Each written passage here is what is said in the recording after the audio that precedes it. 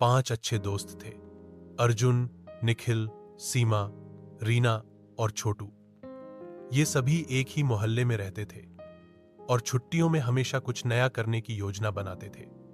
इस बार उन्होंने तय किया कि वे पास के शेरगढ़ जंगल में एक दिन की एडवेंचर ट्रिप पर जाएंगे। सुबह सुबह वे अपने बैग में खाने पीने का सामान, टॉर्च, नक्शा और पानी की बोतल लेकर निकल पड़े।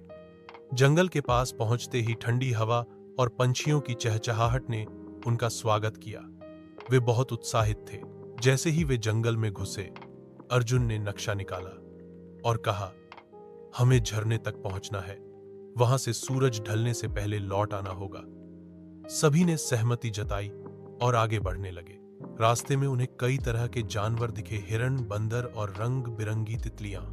रीना ने अपने कैमरे से ढेर सारी तस्वीरें ली। अचानक छोटू को कुछ सरसराहट सुनाई दी। उसने पेड़ों के पीछे देखा तो एक पुराना टूटा फूटा झोपड़ी जैसा ढांचा दिखा। चलो इसे देखें, छोटू ने कहा। बाकी दोस्त पहले तो डरे, लेकिन उत्सुकता के चलते वे भी चल पड़े। झोपड़ी के अंदर उन्हें एक पुराना नक्शा मिला जिसमें गुप्त खजाना लिखा था। सभी की आंखें चमक उठी। ये तो मजेदार हो गया, निखिल बोला। उन्होंने नक्शे के अनुसार एक गुफा की ओर बढ़ना शुरू किया। रास्ता संकरा और कांटों से भरा था, लेकिन वे हिम्मत नहीं हारे। जब वे गुफा तक पहुंचे तो देखा कि गुफा के मुंह पर एक पत्थर की दीवार थी। अर्जुन ने ध्यान से देखा, दीवार पर 5 चिन्ह बने थे, ठीक वैसे ही जैसे उनके झोले पर लगे बैजों पर। सीमा ने कहा, शायद हमें अपने बैज इन चिन्हों पर रखना होगा।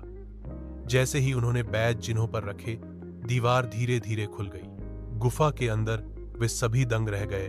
वहां पुराने सोने के सिक्के, कलश और पत्थर की मूर्तियां रखी थी। लेकिन तभी एक आवाज आई, यह खजाना तुम्हारे साहस और दोस्ती की परीक्षा थी। अब इसे छूना मत, बस इसकी कहानी सबको सुनाना।